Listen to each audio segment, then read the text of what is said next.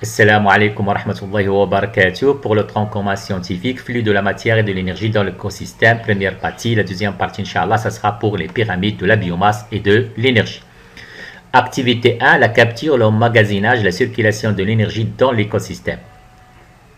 Alors, comme vous le savez très bien, l'énergie solaire constitue le carburant de tous les écosystèmes. Effectivement, les organismes utilisent cette énergie provenant du soleil pour assurer leur fonction vitale. Comme je viens de le dire, bien sûr, les plantes chlorophylliennes jouent ce rôle très important. Ils vont capturer l'énergie lumineuse et la convertir en énergie chimique. On se demande à quel niveau se fait cette transformation de l'énergie lumineuse en énergie chimique. Ça se fait au niveau des chloroplastes. Ce sont des organites, bien sûr, qu'on retrouve au niveau dans les cellules des plantes chlorophylliennes. Comme vous le constatez, environ 100 milliards de tonnes de matière organique par an est produite par nos plantes chlorophylliennes. Comment? Les plantes chlorophylliennes vont utiliser bien sûr de la matière minérale, le dioxyde de carbone, de l'eau. Bien sûr, ils vont utiliser l'énergie lumineuse pour produire la matière organique. On parlera notamment du glucose, mais aussi avec un rejet d'oxygène. Ceci constitue la photosynthèse, donc ces molécules de dioxyde de carbone avec ces molécules de l'eau. Utilisation de l'énergie lumineuse, bien sûr, production d'une molécule de glucose avec 6 molécules d'oxygène. Notre énergie chimique est emmagasinée, bien sûr, dans notre molécule de glucose. Activité 2, déterminer les différents types de relations trophiques qui existent entre les êtres vivants. Effectivement, il existe toute une gradation de relations rendant les individus plus ou moins interdépendants. On parlera de la prédation. Donc, il s'agit dans ce cas-là, le prédateur met à mort des proies pour s'en nourrir ou pour alimenter sa progéniture. Le rapace se nourrit du rongeur. Le parasitisme, dans ce cas-là, il s'agit d'une relation où une espèce de parasite profite d'une autre espèce. Nous avons pris l'exemple, les pucerons vont prélever la sève des plantes. Troisième relation, le mutualisme. Nous avons pris l'exemple du crabe, bien sûr, et l'animal. Dans ce cas-là, il s'agit d'une interaction mutuellement profitable entre organismes d'espèces différentes. Comme vous le constatez, l'animal va fournir à notre crabe la protection, alors que le crabe va fournir, bien sûr, les déchets de sa nourriture. Le symbiose, c'est une association intime durable entre deux organismes. Nous avons pris l'exemple de lichen. Donc, le champignon va fournir à l'algue verte, dans ce cas-là, l'eau et les sels minéraux, alors que l'algue verte, puisqu'il s'agit d'une plante chlorophyllienne, il va fournir à notre champignon, bien sûr, la matière organique. Le commensalisme. Nous avons pris l'exemple de la baleine. C'est une espèce de crustacé qui peut se fixer sur le dos de certains animaux comme les baleines, bien sûr, sans pour autant leur nuire. La compétition, dans ce cas-là, il s'agit d'une rivalité entre espèces vivantes pour l'accès aux ressources du milieu. Dans ce cas-là, la cohabitation est défavorable, bien sûr, aux deux espèces. Activité 3, déterminer les différents niveaux d'un réseau trophique et les caractéristiques de chaque niveau trophique.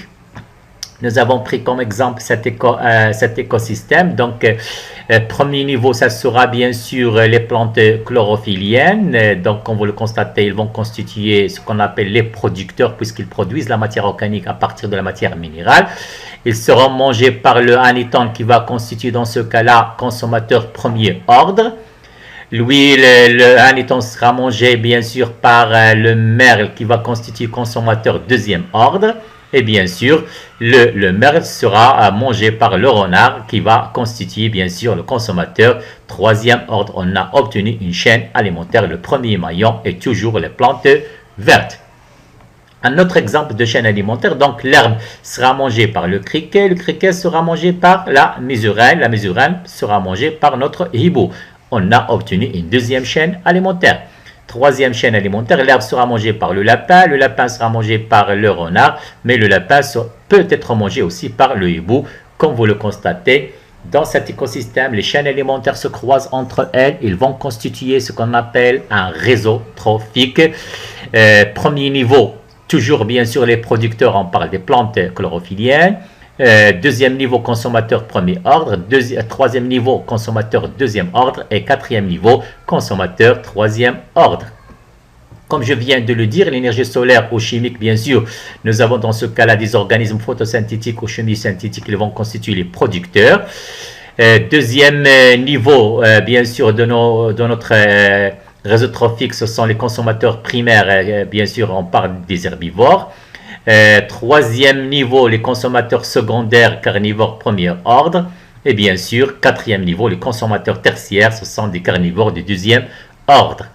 La matière organique morte sera utilisée par des bactéries et des champignons qui vont constituer les décomposeurs. Il y aura minéralisation par des bactéries. On va obtenir de la matière minérale qui sera réutilisée par nos producteurs. Je parle des plantes chlorophylliennes. Comme nous l'avons déjà montré, donc les plantes vertes vont utiliser de la matière minérale, l'eau et le dioxyde de carbone avec utilisation de l'énergie lumineuse.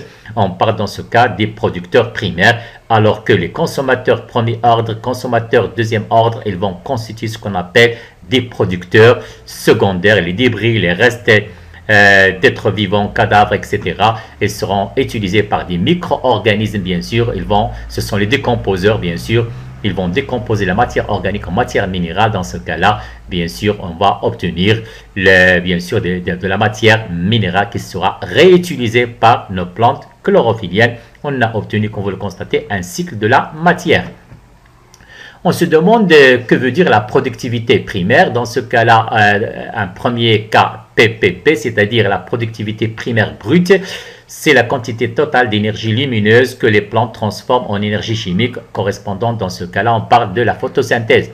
Alors que le ppn, productivité primaire nette, c'est la quantité minimale d'énergie nécessaire produite par la photosynthèse, mais uniquement pour maintenir, bien sûr, la plante en vie.